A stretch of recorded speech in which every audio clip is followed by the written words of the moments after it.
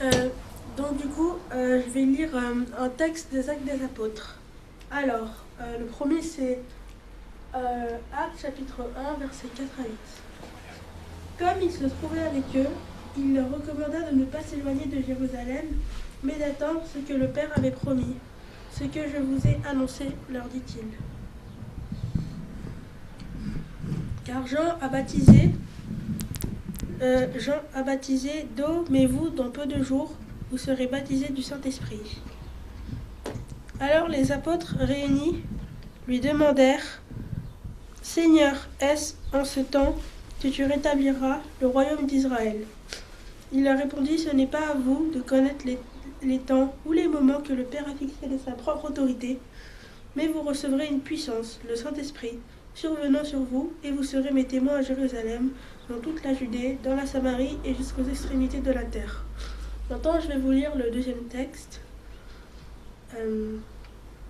Le jour de la Pentecôte, ils étaient tous ensemble dans le même lieu. Tout à coup, il vient du ciel un bruit comme celui d'un vent impétueux, et il remplit toute la maison où ils étaient assis. Des langues semblables à des langues de feu leur apparurent, séparées les unes des autres, et se posèrent sur chacun d'eux. Et ils furent tous remplis du Saint-Esprit, et se mirent à parler en d'autres langues, selon que l'Esprit leur donnait de s'exprimer. Maintenant, c'est à Florian de faire la prédication.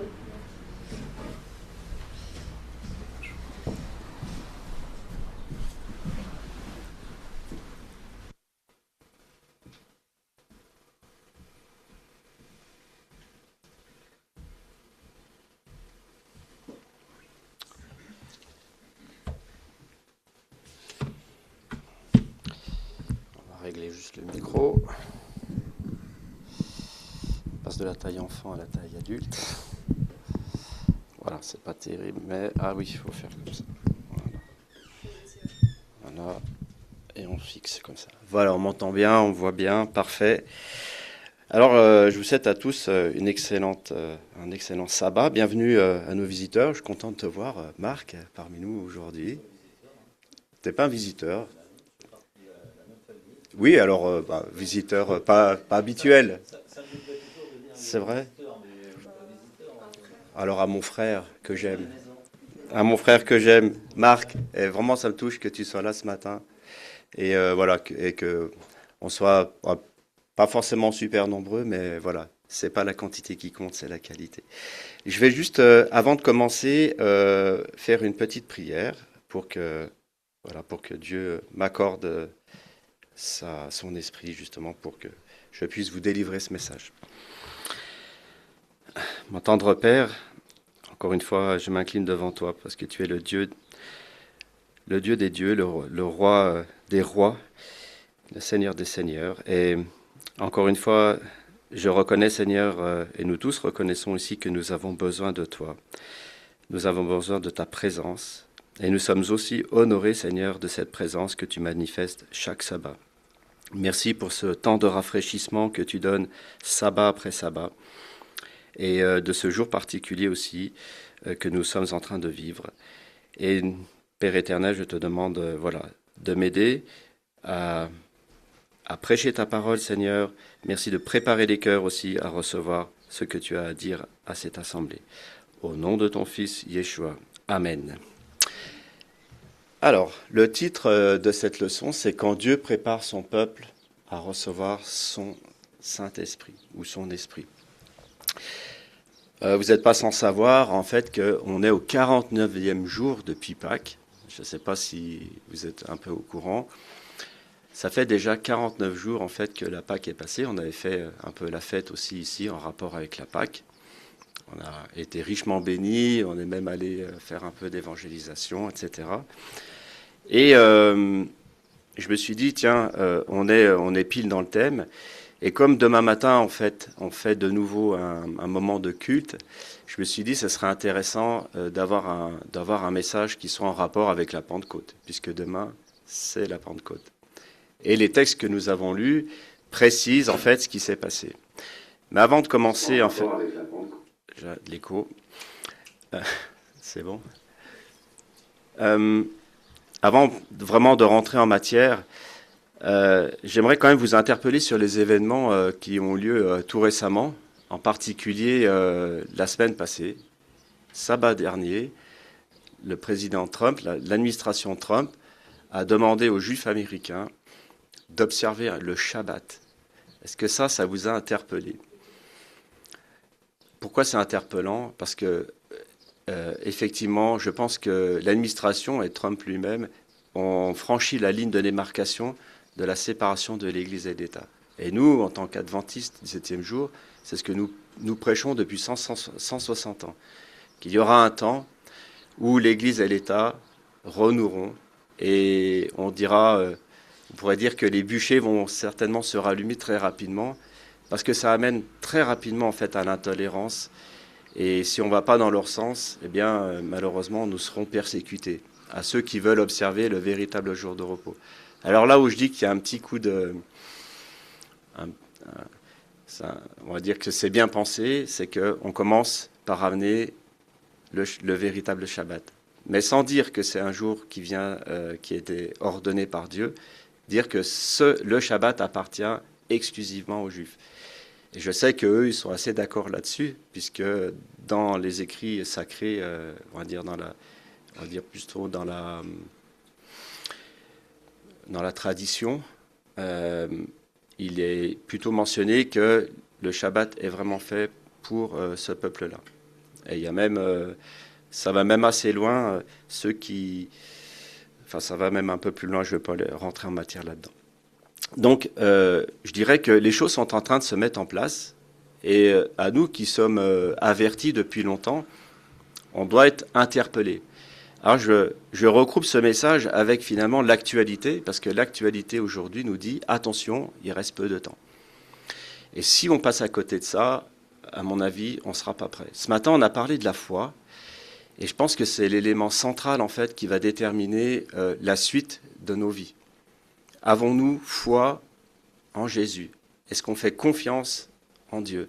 Aujourd'hui, comme on l'a vu, on n'est pas persécuté, tout va bien, on ne vient pas frapper à nos portes pour dire, pour nous sortir de nos maisons, nous enfermer ou nous battre à coups de verge, comme c'était le cas à l'époque de l'apôtre Paul. On n'en est pas là. Mais les événements avancent à grands pas. On a l'impression que le temps a pris les bottes de 7 lieues et que ça avance d'une manière extrêmement rapide. Imaginez simplement, on a commencé l'année 2026 avec des problèmes climatiques tels qu'il n'y en a jamais eu. J'ai fait aussi dans une prédication un petit rapport là-dessus. C'était impressionnant. Donc, il n'y avait pas un continent où il n'y avait pas quelque chose qui se passait. Soit c'était des tremblements de terre, soit c'était un volcan qui rentrait en éruption, mais de manière catastrophique.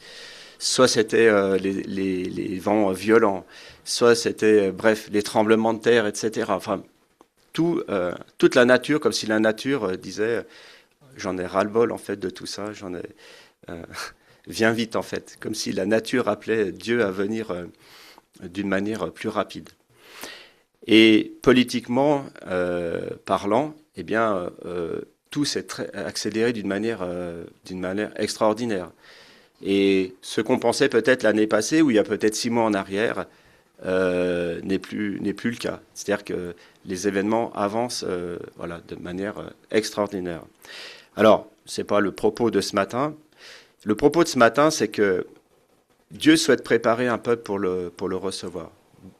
Jésus ne pourra jamais revenir si son peuple n'est pas prêt. C'est une condition, ce qu'on appelle la condition sine qua non, c'est-à-dire la top des conditions. S'il n'y a pas cette condition, Jésus ne peut pas revenir en fait. Il est obligé de trouver un peuple qui l'adore et qui le sert et qui respecte aussi ses commandements. Un peuple qui obéit en fait à sa volonté. Et on est tous enjoints à obéir à Dieu. Là, je ne vous parle pas de religion, je ne vous parle même pas de doctrine. Vraiment, je parle de obéir à la voix de Dieu. J'avais fait précédemment une prédication à ce sujet-là, où je mettais bien en évidence que j'avais pris le texte large et le chemin qui mène à la perdition, et sinueux et étroit, en fait, le chemin qui mène finalement à la vie éternelle. Et la différence entre les deux, c'était que les uns croient, comme d'ailleurs il est écrit dans la parole, le diable même, lui-même en fait croit en Dieu. mais il n'obéit pas à Dieu. Et la différence entre les deux, c'était l'obéissance. Pourquoi je parle d'obéissance? Parce que ça va exactement en fait dans ce thème, parce que Dieu, encore une fois, veut préparer ce peuple. Et si on avait une prière à formuler aujourd'hui, c'est « Seigneur, prépare notre cœur en fait à recevoir la pluie que tu as promis ». On a lu tout à l'heure, Acte 1, les versets 4 à 8, où Jésus va leur recommander finalement de ne pas s'éloigner de Jérusalem. Il va leur dire d'attendre en fait ce que le peuple a promis. Et on voit après dans Acte 2, eh bien que Dieu va déverser son esprit et tous vont être remplis de cet esprit-là.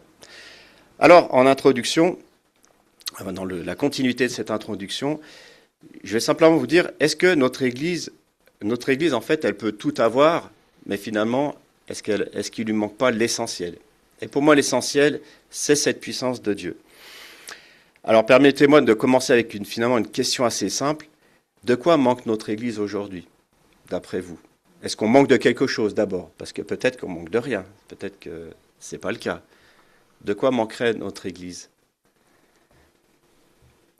Pas de réponse? On n'a pas... Oui? Ouais. Je pense que, en fait, pour moi, c'est l'unité. Amen. L'unité, c'est déjà une réponse. C'est-à-dire ne pas se disperser les uns les autres dans des séparations. Voilà, c'est d'arriver vraiment à être ce peuple qui se prépare. Mais comment on se prépare si ce n'est pas au quotidien? Voilà. Alors ça, on va le voir un petit peu après, je vais vous expliquer. Mais effectivement, il y a ce programme-là. Si on regarde bien, nous avons un local, un bâtiment. Nous avons aussi quelque part nos doctrines qui sont fondées sur la parole de Dieu. Nous avons aussi nos prédications. Nous avons aussi nos chants, nos louanges que nous projetons chaque week-end et on le fait de tout notre cœur. Nous avons nos programmes, notre évangélisation, nos plans, nos activités missionnaires. Et finalement, en tant qu'adventistes du 7e jour, Dieu nous a confié des lumières précieuses. Il nous a confié le sabbat, il nous a confié la bonne interprétation sur le sanctuaire, et nous annonçons aussi quelque part le retour du Christ. Nous portons aussi les messages prophétiques d'Apocalypse, et on peut rajouter aussi Daniel. Et pourtant une question demeure, avons-nous finalement la puissance qui provient de notre Père Céleste? Sommes-nous en fait, avons-nous reçu en fait cette puissance-là? Parce qu'une église peut avoir la vérité et manquer finalement de feu spirituel. Elle peut avoir la forme et manquer de vie. Et une église peut avoir aussi toute la connaissance qu'elle peut générer et finalement manquer de cette puissance qui vient de Dieu. L'apôtre Paul nous parle en fait de ceux qui ont l'apparence de la piété, mais qui en renient en fait tout ce qui en fait la force. Alors si on reprend, je ne veux pas tirer le verset, sortir de son contexte, parce qu'il y a un contexte bien particulier. Je vais vous lire ce petit passage qui se trouve dans 2 Timothée 3, les versets 1 à 5. Sache que dans les derniers jours, ça tombe bien, je pense qu'on est dans les derniers jours, il y aura des temps difficiles. Ça commence. Vous voyez, de plus en plus, là, j'ai lu récemment qu'ils veulent monétiser, en fait, rendre la monnaie plus sous forme d'argent liquide, mais sous forme de carte bancaire, enfin bref, monétiser, en fait, cet argent. Ça, c'est pour préparer ce qu'on va avoir plus tard. Vous ne pourrez plus ni acheter ni vendre. En fait, vos comptes seront gelés, comme aujourd'hui, ils ont gelé les comptes en Iran. Vous savez, ils ont gelé les comptes qui étaient au Qatar. Ils ont tout arrêté. Donc, ils ont la possibilité, si vous ne marchez pas avec eux, si vous êtes contre eux, de mettre un terme, en fait, vous pouvez avoir autant de milliards qu'il faut sur la banque. Si on ne vous donne plus accès, vous n'avez rien du tout, en fait. Pensez bien à ces choses-là, parce que ce n'est pas quelque chose qui va arriver dans 50 ans. C'est déjà en place, l'Union européenne en parle, et il parle d'une mise en place prochaine. C'est un autre sujet, évidemment. Alors, ils nous disent que dans ces temps difficiles, qui sont quand même devant nous, les hommes seront égoïstes. Penseront à eux. Amis de l'argent, fanfarons, hautains, blasphémateurs, rebelles à leurs parents. ingrats, irreligieux, insensibles, déloyaux, calomniateurs, intempérants. Marrant qu'ils mettent l'intempérance au milieu de tout ça. Hein. L'intempérance. On peut être intempérant sur plein de choses. Eh bien, intempérant, cruel, ennemi de gens de bien, traître, emporté, enflé d'orgueil, aimant les plaisirs plus que Dieu. Où est-ce qu'on place le curseur? Est-ce que je consacre ma vie à Dieu? Est-ce que je donne tout à Dieu? Ou est-ce que je me dis, bon, quand même, je me laisse une petite réserve, quoi. C'est bien gentil, mais j'ai ma vie à faire, quand même. Entendez bien ce qui est dit là. Et il nous dit, suite à ça, et donc aimant le plaisir plus que Dieu, eh bien ces gens-là ont l'apparence de la piété. Mais ils renient en fait ce qui en fait la force. Et cette force, en fait, elle vient de Jésus. Elle vient de Dieu lui-même. Il nous insuffle en fait cette force-là pour que nous puissions obéir et marcher avec lui. Et ça, c'est quelque chose de très important. Si on passe à côté de ça, on peut revenir dans 1 Corinthiens 13, vous savez, celui qui n'a pas l'amour, en fait, il résonne comme une cymbale, il résonne dans le vide, en fait. Pourquoi l'apôtre Paul, il exprime cette chose-là? Parce que l'amour provient de Dieu. Donc, on a besoin de l'Esprit de Dieu en nous, parce que dans cet esprit, il y a l'amour. Souvenez-vous, la Bible nous enseigne que l'Esprit de Dieu nous enseigne la chose suivante, de péché, de justice et de jugement. Ces trois fondamentaux, qu'on ne va pas développer là, mais qui fait que Dieu, en fait, parle à notre cœur. Et c'est lui qui nous fait avancer. Et c'est lui, comme on a vu ce matin aussi, qui nous accorde la foi. Alors, quelle parole solennelle, finalement, nous venons de lire. Il est donc possible d'avoir l'apparence sans la force intérieure. La religion, finalement, sans la transformation du cœur. Et avoir le langage spirituel, on peut bien parler, être éloquent, etc., finalement sans la présence réelle du Saint-Esprit. Parce qu'intellectuellement, on peut tenir des discours et s'arrêter là. Qu'est-ce que je fais passer?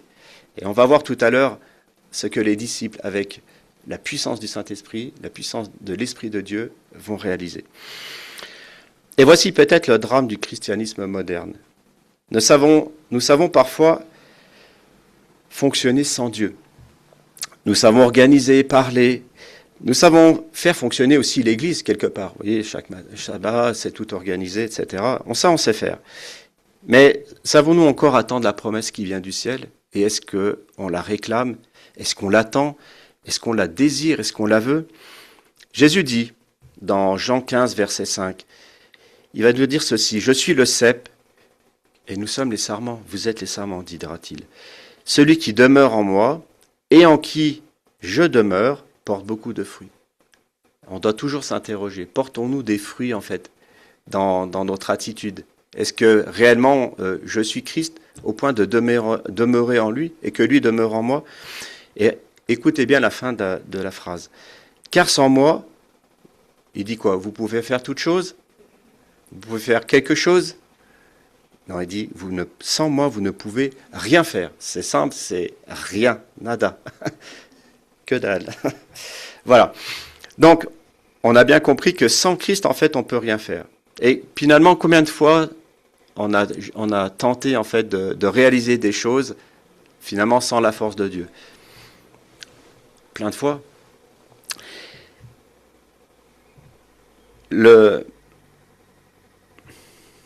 J'ai sauté une. Combien de fois voulons-nous convertir finalement les cœurs aussi sans cette puissance? Combien de fois servons-nous Dieu fatigués, épuisés intérieurement, presque desséchés spirituellement? Il faut qu'il y ait ce feu en fait interne. Et ça, ce feu-là, on peut pas aller au supermarché, l'acheter. Il n'y en a pas, j'ai regardé. Il n'y en a pas. Ils ont oublié de le mettre en rayon. Non, tout ça, ça vient de Dieu et uniquement de Dieu. Alors la Bible nous rappelle une vérité fondamentale. Et écoutez bien ce que le prophète Zacharie nous dit au chapitre 4, verset 6. Alors il reprit et me dit, « C'est ici la parole que l'Éternel adressa à Zorobabel. » Là, c'est le passage que vous devez retenir. « Ce n'est ni par la puissance, ni par la force, mais c'est par mon esprit, dit l'Éternel des armées. » Tout se joue avec l'Esprit de Dieu. Et c'est ce qui va se passer à la Pentecôte. On va le voir juste après. Le plan de Dieu n'a jamais été finalement une église occupée, à vaquer à ses occupations ecclésiales. Mais le plan de Dieu est une église remplie. Mais remplie de quoi? Remplie de prière, remplie d'amour. Une église unie, je vais dans ton sens évidemment. Une église remplie de puissance spirituelle. Une église remplie de la présence de Dieu. Et lorsque nous cherchons dans la Bible finalement ce modèle d'église, eh bien nous pensons à la Pentecôte. Il n'y a pas d'autre modèle, l'église primitive est le modèle que nous devons suivre quelque part. Des gens engagés, consacrés, qui ont donné leur vie à Dieu. Et nos pionniers, vous croyez qu'ils ont fait quoi? Ils ont vendu leur maison, leurs biens. Ils se sont mis à 300%. C'est pas, là, on ne parle pas de 10% de la dîme. Hein. À 300%. Ils ont tout donné. Ils ont tout vendu. C'était de la folie aux yeux du monde. Les gens disaient, mais vous êtes fous.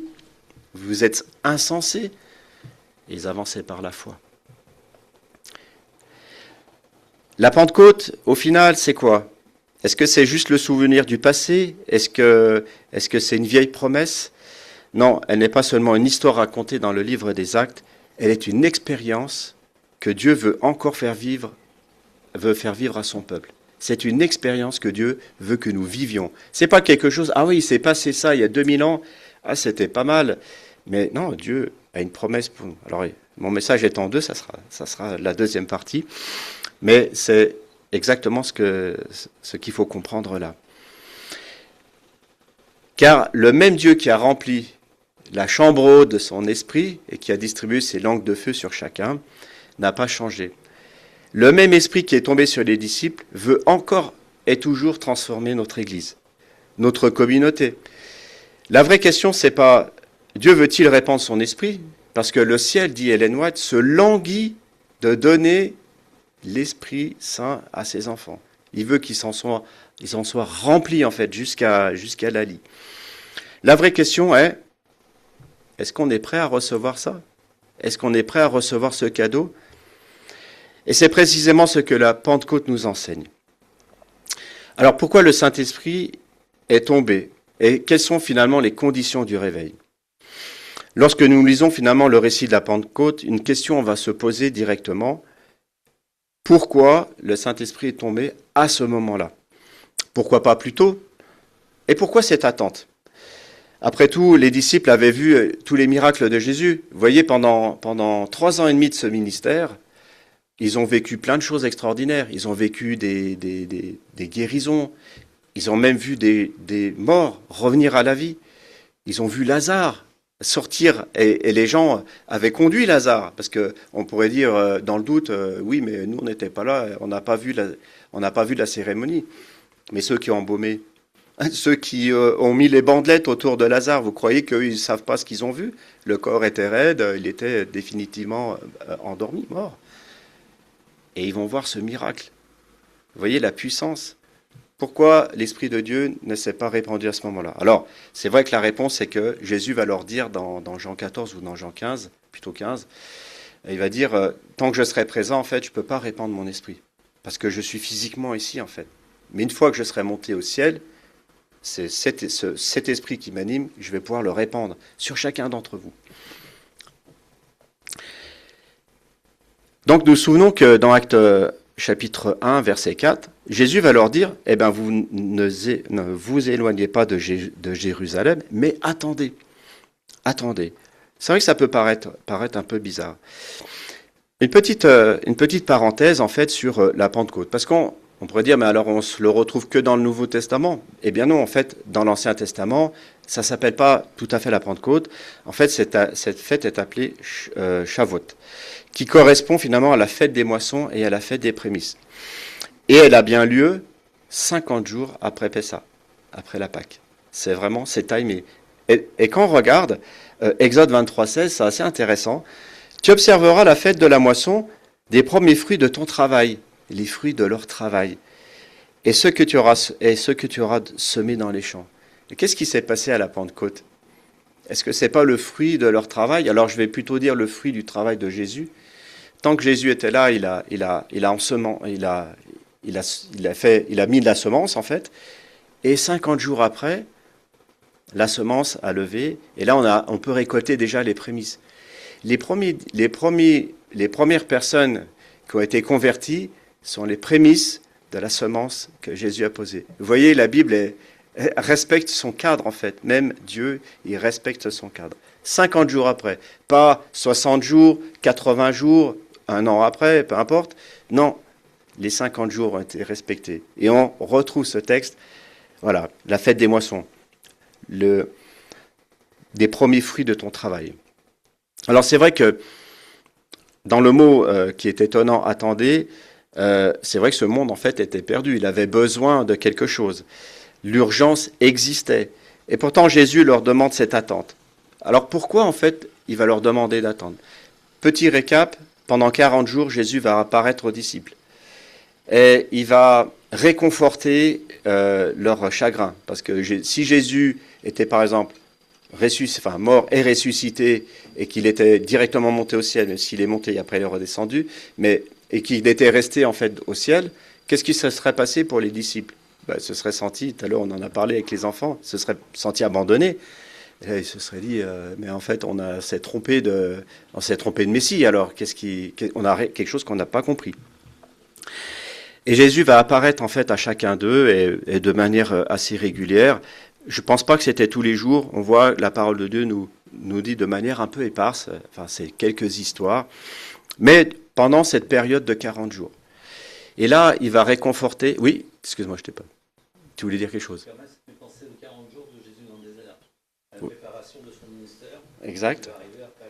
Voilà. Donc, ces 40 jours ne sont pas une préparation au ministère qui va être fait par les disciples. Exactement, voilà. Puis c'est vrai que si les 40 jours, on les retranscrit aussi dans le désert avec Moïse, de la même manière qu'il va passer 40 jours, 40 nuits avec Dieu, vraiment en face à face, extraordinaire ce qu'il a vécu. Ouais, il y en a 3. Et du coup, ça amène ensuite, pareil, à la mise en place de la loi. Donc, c'est pas pour rien, en fait.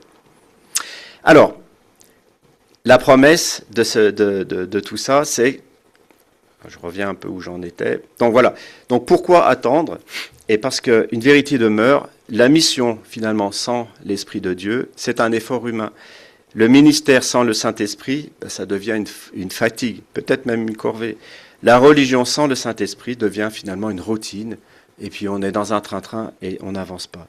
Jésus savait ceci, et ils avaient besoin de puissance et d'avoir des résultats concrets. Alors il va leur promettre ceci, acte 1, verset 8, « Vous recevrez une puissance, le Saint-Esprit survenant sur vous, et vous serez mes témoins. » Remarquez bien, la puissance n'est pas donnée pour impressionner, mais elle est donnée pour témoigner.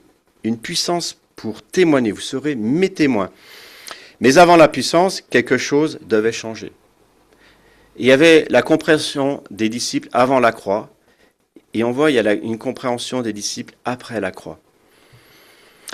Et la Bible nous dit, tous d'un commun accord. Tous d'un commun accord. Il n'y a pas de désaccord. Il n'y a pas de moi je pense ceci, moi je pense cela. Ils sont tous sur la même longueur d'onde.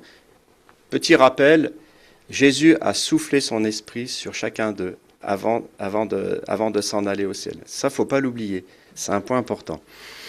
Et tous d'un commun accord, ils persévéraient dans quoi? Dans l'attente oisive? Non, ils persévéraient dans la prière. Et écoutez ce que la servante du Seigneur nous dit dans Conquérant Pacifique, c'est page 34, je crois. Les disciples priaient avec une intense ferveur. C'est pas bon, on prie 5 minutes et puis voilà. Non, une intense ferveur. Afin de pouvoir affronter les pécheurs et prononcer les paroles qui les amèneraient à la repentance. Sans la puissance de Dieu, rien n'est faisable. Faisant table rase de toute divergence, de tout désir de suprématie, ils s'unissaient étroitement dans la communion chrétienne. Ils se rapprochaient de plus en plus de Dieu. On l'a lu tout à l'heure, si vous demeurez en moi, je demeurerai en vous. C'est ça en fait le rapprochement avec Dieu. Ils se rendaient compte combien grand était leur privilège de pouvoir s'associer aussi intimement avec le Christ. Cette intimité profonde. La tristesse remplissait leur cœur à la pensée qu'ils avaient si souvent peine à leur lenteur à comprendre. et je crois qu'on est aussi lent à comprendre, par leur manque d'intelligence, au cours des leçons qu'ils cherchaient à leur inculquer. Et notamment pendant cette période des 40 jours, Ellen White, elle le décrit, mais je n'ai pas voulu faire trop chargé, mais elle dit bien que Christ a soutenu en fait, il les a portés, il les a aidés à comprendre, expliquer, etc. Donc, des leçons qu'ils ont cherché à leur inculquer. Pendant ces jours de préparation, les disciples sondèrent leur cœur, ils sentaient leurs besoins spirituels. Est-ce qu'on sent nos besoins spirituels? Est-ce qu'on sent qu'on a besoin de quelque chose? Est-ce qu'on sent qu'il manque quelque chose? Eh bien, eux, ils avaient cette conscience-là. Ils suppliaient le Seigneur de leur accorder l'onction sainte qui les rendrait propres à quoi? À faire des miracles pour se glorifier de tout ça? Non. Il les rendrait propres à sauver les âmes. Si on n'a pas ça en soi, en fait, on passe à côté. On doit avoir cette profonde conviction, en fait, qu'on doit sauver les âmes qui sont au dehors. Mais ils ne demandaient pas ces bénédictions pour eux seuls. Ils étaient capables, finalement, par le fardeau du salut. Non. Ils étaient accablés par le fardeau du salut de leurs semblables. Accablés. C'est fort comme texte. Ils savaient que l'évangile devait être porté au monde, selon la formule qui avait été dite par Jésus. Ils désiraient recevoir la puissance promise par le Christ. Alors, si on énumère un petit peu tous ces points, ils priaient, ils s'humiliaient, ils cherchaient Dieu, ils étaient devenus unis dans le même concept. Plus de comme autrefois, qui c'est qui va être le plus grand? Jésus lui-même a dû leur laver les pieds, le maître, le roi des rois. Il a dû prendre la petite bassine avec la serviette et venir leur laver les pieds pour leur dire, c'est moi le maître et moi je vous lave les pieds. Réfléchissez à qui veut être le plus grand. C'est normalement vous qui devriez me laver les pieds. Il va leur dire ça. Mais moi, je vous montre par cet acte que, finalement, même le maître peut le faire. Ça vous donne un degré d'humilité de la part de Jésus. D'ailleurs, souvent, Ellen White, elle dit, c'est celui qui est doux et humble de cœur. Il est doux et humble de cœur. Donc, autrefois, il y avait des rivalités. Maintenant, il y a quoi? La repentance. Et cela est très important. Le réveil commence toujours dans un cœur humilié. Pas de réveil s'il n'y a pas d'humilité, s'il n'y a pas de cœur contrit, s'il n'y a pas de je comprends que je ne peux rien faire sans toi. Le réveil commence toujours donc dans un cœur humilié. Et comme le dit finalement le Seigneur dans 2 Chroniques 7,14, vous connaissez tous ce texte, si mon peuple, sur qui est invoqué mon nom, s'humilie, prie et cherche ma face, s'il se détourne de ses mauvaises voies, alors quoi? Je l'exaucerai des cieux. Je lui pardonnerai ses fautes, ses péchés, et je le guérirai. Je guérirai son pays, je guérirai son âme. Peut-être faut-il entendre cette parole aujourd'hui. Nous voulons parfois la pluie, mais nous refusons l'humilité. Nous voulons la puissance. Beaucoup se réclament de la puissance. Ils s'imaginent aller guérir des gens dans la rue. Et je ne dis pas que c'est une mauvaise chose, hein, c'est bien. Mais ils en oublient qu'il faut se repentir avant. Nous voulons le feu sacré de l'Esprit de Dieu, sans passer par le sacrifice qui nous mène sans abnégation.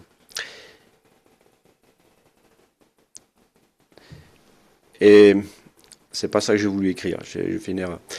En fait, Jésus, dans la vie de Jésus, on comprend qu'il a un esprit de sacrifice et d'abnégation.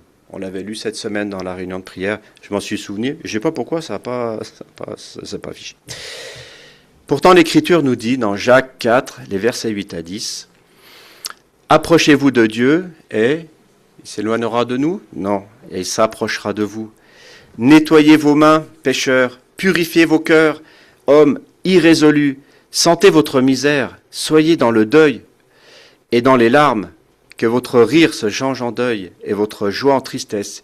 Humiliez-vous devant le Seigneur et il vous élèvera. » C'est la raison pour laquelle Jésus va dire « Tous ceux qui tenteront de s'élever seront abaissés, et celui qui s'abaisse sera élevé. » C'est précisément ce que Jacques dit ici. La Pentecôte, finalement, c'est pas né d'un spectacle, hein. Elle est née de différents cœurs qui ont été brisés. de prières sincères, d'hommes conscients qui ne pouvaient rien faire sans Dieu, comme on l'a lu tout à l'heure. Alors, interrogeons-nous aujourd'hui, sommes-nous prêts à être préparés avant d'être remplis? Est-ce qu'on veut penser par ce chemin, qui est un peu la porte étroite, et du chemin sinueux? Ellen White nous dit de ce qui va se passer une fois qu'ils auront reçu cette puissance de l'Esprit. Regardez bien, c'est toujours dans la page 34. Le jour de la Pentecôte, nous lisons dans les Actes des Apôtres, ils étaient tous ensemble dans le même lieu. Donc on a compris cette unité. Tout à coup, il vient du ciel comme un bruit comme celui d'un vent impétueux. Et il remplit toute la maison où ils étaient assis. L'Esprit descendit sur les disciples, qui attendaient dans la prière avec une plénitude qui atteignit le cœur de chacun. Celui qui est infini se révélait avec puissance à son Église, comme si, pendant des siècles, cette force avait été contenue. Maintenant, le ciel se plaisait à déverser sur les croyants les richesses de sa grâce, de la grâce de l'Esprit. Sous son influence, les paroles de repentance et de confession se mêlaient maintenant aux chants de louange pour le pardon des péchés. On entendait des accents de reconnaissance et des paroles prophétiques. Le ciel tout entier s'abaissait pour contempler et adorer la sagesse de l'amour incomparable et incompréhensible. Émerveillés, les apôtres s'écriaient « Voici l'amour !» Ils disaient le don qui leur était accordé. Ils saisirent le don qui leur était accordé.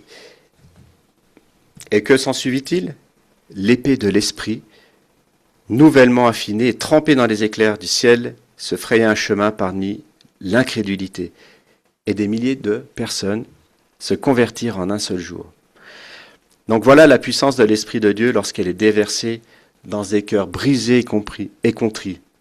J'ai la bouche un peu sèche. De la Pentecôte à la pluie de l'Ascension, c'est notre dernier point. Non, ça, je mourrai après. Dieu n'a pas fini de répandre son Esprit. Alors, après avoir regardé ce sujet de la Pentecôte, se pose naturellement cette question. Cet événement appartient-il au passé? Est-ce simplement un beau souvenir chrétien? Une histoire inspirante du livre des Actes? Ou bien la Pentecôte contient-elle une promesse pour aujourd'hui?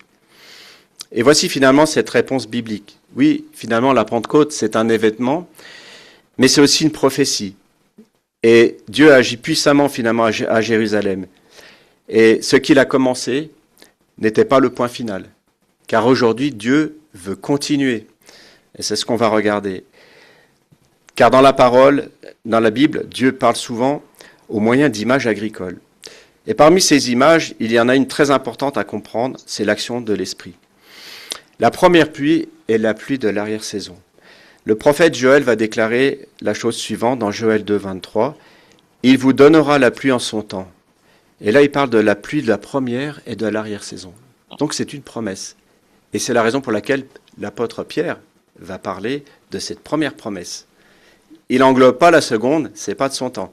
Il englobe la première, celle de la pluie de la première saison, qui est importante parce que si on n'a pas la pluie de la première saison, tout ce qui est blé, orge, etc., parce que c'est là à l'heure actuelle, il n'y a que ça. Hein, le reste, c'est pas encore là, quoi. Évidemment, dans un monde qui ne fait pas pousser tout sous serre, mais voilà. Donc le blé, c'est maintenant en fait, et c'est exactement 50 jours après. Voilà. Donc, dans les cultures agricoles, la première pluie faisait germer la semence. Elle préparait quoi? La croissance. La pluie venait, et puis une pluie tardive venait, plus abondante, et ça, c'est la pluie de l'automne, qui vient finalement finir, et on vient moissonner le restant. Elle amenait finalement donc cette récolte à maturité. Dieu nous dit, si je paraphrase un peu, ce qui se passe dans le champ révèle ce que je veux faire dans mon cœur. J'ai plus la référence, mais il y a une autre référence qui dit « Défrichez-vous un cœur nouveau ». Non, ça ne me revient pas. Je ne sais plus si c'est Zacharie. Mais si vous tapez sur Internet, vous retrouverez le texte. « Défrichez-vous un cœur nouveau ». Il faut vraiment faire en sorte que la pluie puisse rentrer. La Pentecôte représente cette première pluie. Elle inaugure quelque chose. Elle donnerait ça parce que je commence à avoir la bouche un peu sèche. Merci beaucoup. Donc elle donne naissance à une église missionnaire. Elle ouvre un mouvement. Mais Dieu annonce aussi une pluie finale.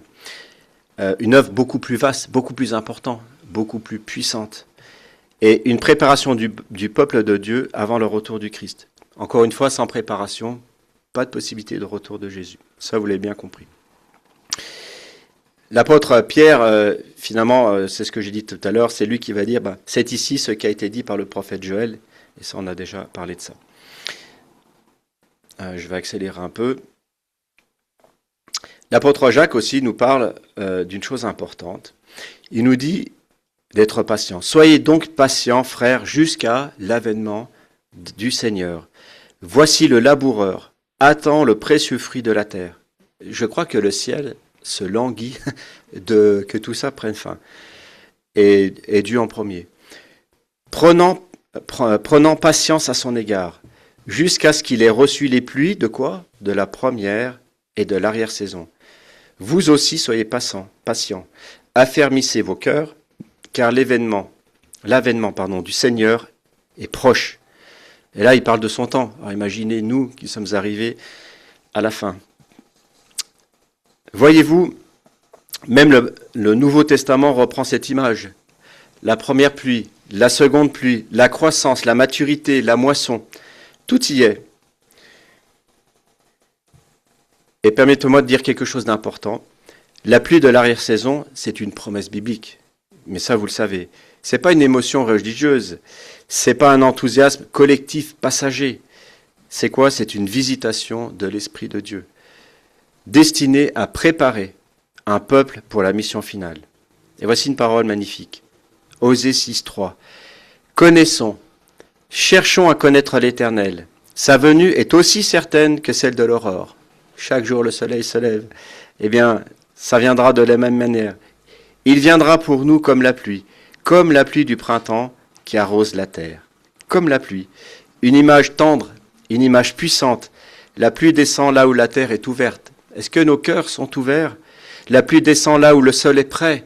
Est-ce qu'on a défriché ce cœur? Et peut-être est-ce ici la question de la Pentecôte, de cette Pentecôte.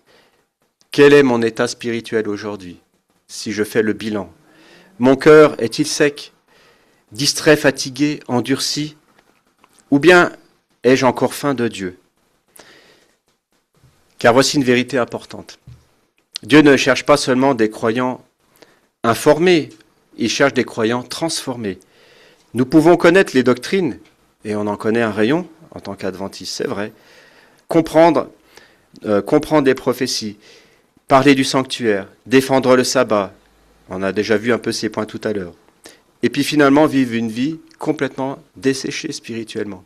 On peut avoir toutes ces connaissances, on peut même les défendre. Je défends le sabbat, je défends le sanctuaire, je défends mes points de vue, mes positions, mais je peux être complètement sec à l'intérieur. Or Dieu en veut davantage. Il veut quoi? Il veut un peuple qui soit rempli de son esprit. Parce que ça, c'est ce qu'il veut nous donner. Il veut un peuple qui prie, comme on l'a lu tout à l'heure. Un peuple qui s'humilie. Il veut aussi un peuple missionnaire. Parce qu'on a une mission. Dieu nous a dit, allez et faites de toutes les nations des disciples. C'est la mission, c'est la seule mission que Dieu nous a donnée. En tant que chrétien, on devrait être focalisé là-dessus.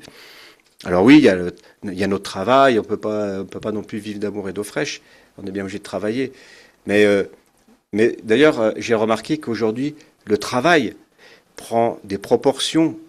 Toi, je te demande pas le nombre d'heures que tu fais. Mais moi, quand j'étais directeur d'entreprise, je faisais plus de 60 heures par semaine. Et le week-end, je bossais encore. Donc, je n'ai même pas compté les heures de week-end. Donc, seul le sabbat était pour moi enfin vendredi, merci Seigneur. Et déjà c'est fini. J'ai dit 24 heures, c'est court Seigneur, j'ai pas eu encore le temps de me reposer. Et je rattaquais. Mon cerveau, il renclenchait. J'ai tel devis à faire. Je dois appeler ça. Tac, tac, tac, tac. Attends, je regardais les mails. Et c'est du travail. Tu sais bien, toi. Sinon, t'as rien, ça avance pas. Le travail prend trop le pas aujourd'hui. Et nous, en tant que chrétiens, on doit faire la part des choses. On doit faire notre travail, évidemment, ce à quoi on est rémunéré. Mais il ne faut pas oublier ce que Dieu nous demande. Et regardez ce qu'Ellen White nous dit. Vous connaissez tous par cœur ce passage. Un réveil de la vraie piété parmi nous est quoi? Est le plus grand et le plus urgent de tous nos besoins. Un réveil de la piété. Avant les réformes, avant tout ça, quoi. Le réveil de la vraie piété. Quel diagnostic? Un besoin le plus urgent. Le besoin le plus urgent n'est pas davantage de méthode, davantage de réunions, d'organisation. Notre plus grand besoin, c'est le réveil spirituel. Mais ça, vous l'avez saisi. Notre plus grand besoin est la puissance du Saint-Esprit. La puissance de l'Esprit de Dieu, si on veut le mettre dans la bonne formule. Pourquoi beaucoup désirent-ils cette puissance? Parce qu'il y en a qui le désirent, mais finalement sans vouloir la transformation qu'il apporte. Pourquoi demandons-nous la pluie sans toujours vouloir que Dieu retourne notre terre intérieure, le défrichage? Parce que défricher, ça remue, hein, c'est pas sans conséquence. Et c'est là que nous irons dans notre prochain message demain matin. Donc il y aura une suite à tout ça. Alors je ne sais pas si vous pourrez être présents, mais vous êtes cordialement invités demain matin. Et je vous fais une toute petite conclusion. Aujourd'hui, nous avons contemplé une vérité magnifique. Dieu désire encore répandre son esprit sur chacun d'entre vous. Pas un seul ici ne peut dire « Ah, peut-être que je ne mérite pas ». Non, il veut sur chacun d'entre nous. Ça, c'est quelque chose qu'on doit croire. La Pentecôte n'est pas seulement derrière nous, elle est aussi devant nous.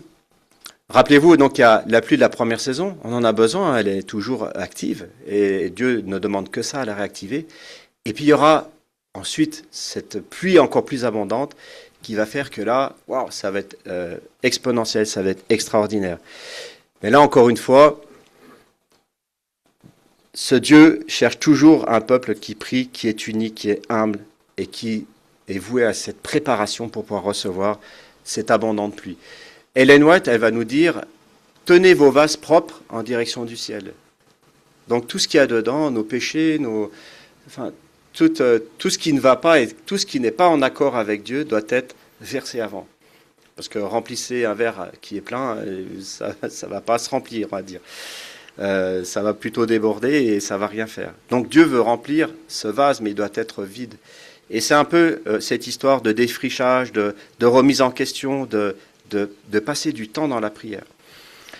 Alors, j'ai fait une petite expérience. Je me suis lancé un défi cette année et j'ai dit, cette année, je fais 40 jours où je mets Dieu au centre de ma vie. J'ai jeûné, j'ai prié, j'ai étudié la parole de Dieu et je me suis dit, Seigneur, je veux me préparer pour demain.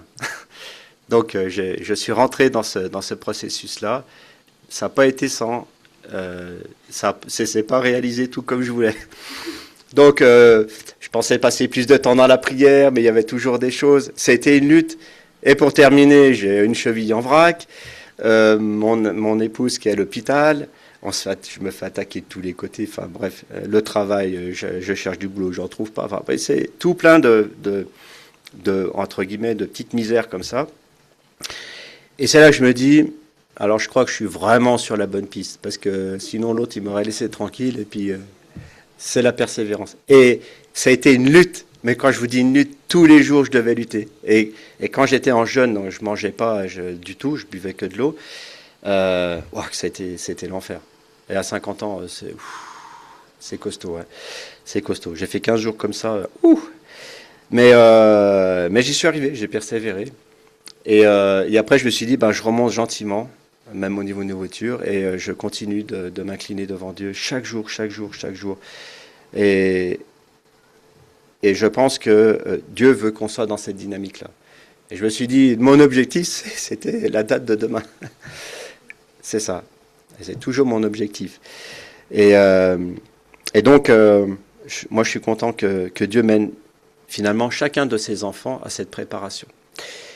Alors peut-être qu'en quittant ce lieu, la prière la plus simple qu'on pourrait émettre, mais aussi la plus profonde, pourrait être celle-ci. Seigneur, prépare mon cœur pour ta pluie. Fais tomber ce qui doit tomber. Brise ce qui doit être brisé en moi. Réveille ce qui dort encore en moi. Accorde-moi ce feu. Et donne-moi faim de ta présence. Est-ce qu'on a faim de la présence de Dieu ? C'est la question que je soulève en cette fin de matinée. Le ciel est encore prêt à répondre à un peuple qui le cherche. et il est prêt à le bénir. La suite demain matin, si vous avez le courage de venir, et on va parler de la pluie d'arrière-saison, et on va développer tout ça, et notamment mettre en lien avec le peuple des 144 000, le carré final qui va. Voilà. Je vous remercie pour votre attention, votre écoute, et soyez tous bénis par Dieu. Amen.